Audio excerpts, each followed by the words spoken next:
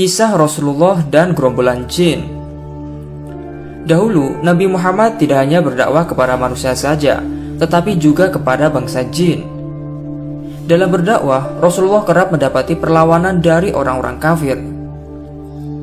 Berkaitan dengan bangsa jin, Nabi pernah menyampaikan jikalau ada 3 macam jenis jin. Di antaranya, ada jin yang memiliki sayap serta bisa terbang di udara. Lalu ada jin berjenis ular, dan ada jenis jin yang kerjanya mondar-mandir pergi dan berangkat.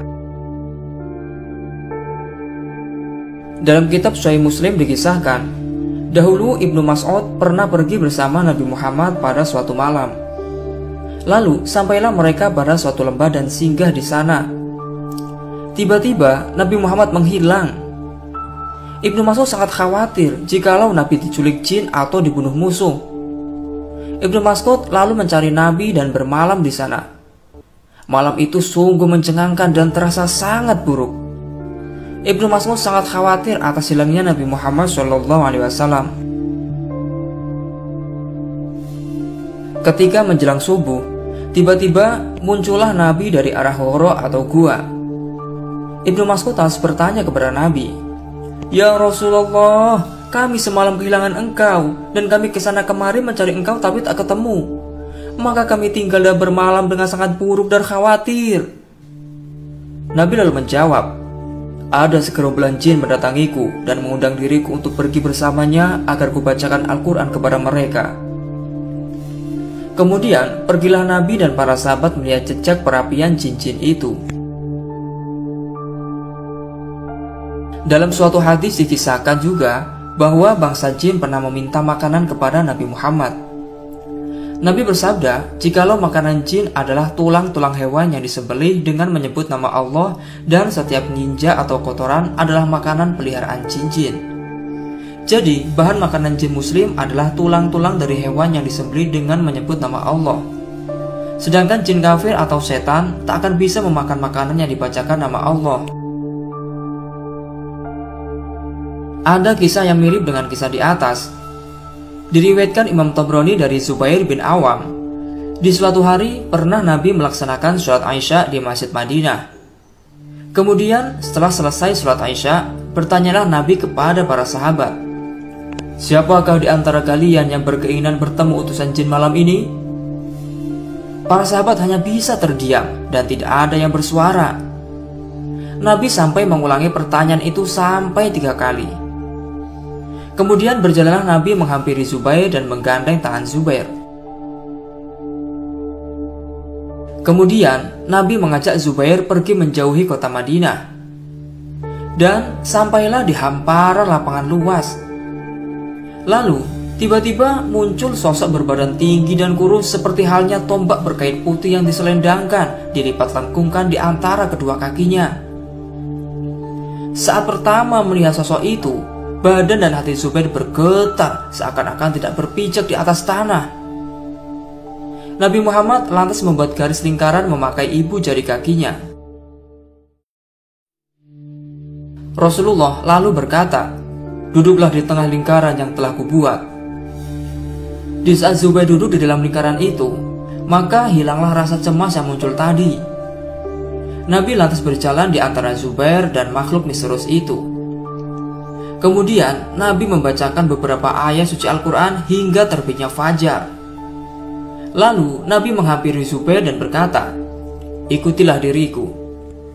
Lalu berjalanlah Zubair dan Nabi bersama hingga beberapa meter. Nabi lantas berkata, "Berpalinglah, kemudian lihatlah, masih adakah mereka?"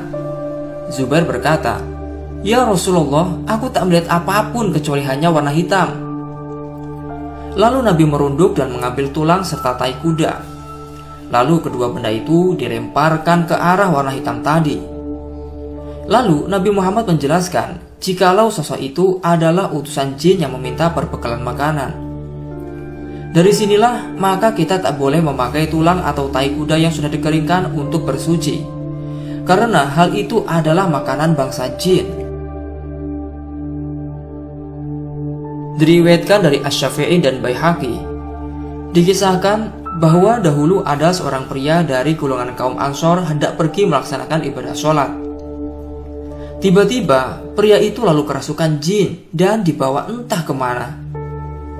Akibat kejadian itu, keluarga pria itu menganggap bahwa dirinya telah mati. Pria itu sebenarnya sudah memiliki seorang istri. Namun setelah si pria dikabarkan menghilang, sang istri memilih untuk menikah lagi. Dan tidak disangka, sejak beberapa hari menghilang, pria itu akhirnya kembali lagi ke Madinah. Lalu bertemulah ia dengan sahabat Umar bin Khattab. Sahabat Umar lalu menanyakan mengenai keberadaan pria itu selama ini. Lalu pria Ansor itu menceritakan kisah horornya. Pria Ansor itu mengaku jikalau dirinya dibawa oleh sosok jin dan tinggal bersama mereka. Dan suatu saat datanglah sekelompok jin Islam yang memerangi dan menghancurkan kelompok jin yang membawa pria Ansor itu. Atas kuasa Allah, jin Islam berhasil mengalahkan jin penculik yang membawa si pria. Setelah itu, ditawan jin-jin yang kalah termasuk si pria Ansor itu. Lalu, komandan jin Islam berkata kepada pria Ansor, "Kami tahu kau itu golongan manusia Islam, oleh sebab itu kami tak akan menawanmu." Lalu jin muslim itu memberikan pilihan kepada pria Ansor, yaitu ingin tetap tinggal bersama mereka atau kembali pulang. Tentu saja si pria Ansor memilih ingin kembali pulang ke rumah dan bertemu keluarga. Akhirnya dibawalah pria Ansor itu kembali ke kota Madinah. Setelah bercerita, sahabat Umar bin Khattab lantas bertanya kepada pria Ansor, "Apakah makanan mereka?" Pria Ansor menjawab, "Al-ful dan semua perkara yang dibacakan asma Allah." Sahabat Umar bertanya lagi, "Lalu apakah minuman mereka?" Pria Ansor menjawab, "Al-hazfu, yaitu buih yang berada di atas air." Pendapat lain menjelaskan bahwa yang dimaksud az-zadfu adalah tiap-tiap minuman yang tak ditutup rapat oleh manusia. Nah, semoga kisah ini bermanfaat. Wallahu a'lamu bishawab.